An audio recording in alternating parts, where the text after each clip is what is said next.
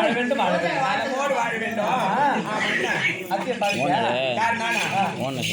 நான் தான் உன்னை கேட்கலாம்னு இருந்தேன். ஆமா, இவ்வளவு நேரம் ஆகுது. எங்க அத்தை எங்க போனாங்க? ஒருவேளை குடிச்சிட்டு அடிச்சுக்கிட்டு துரத்திட்டு அவங்க அம்மா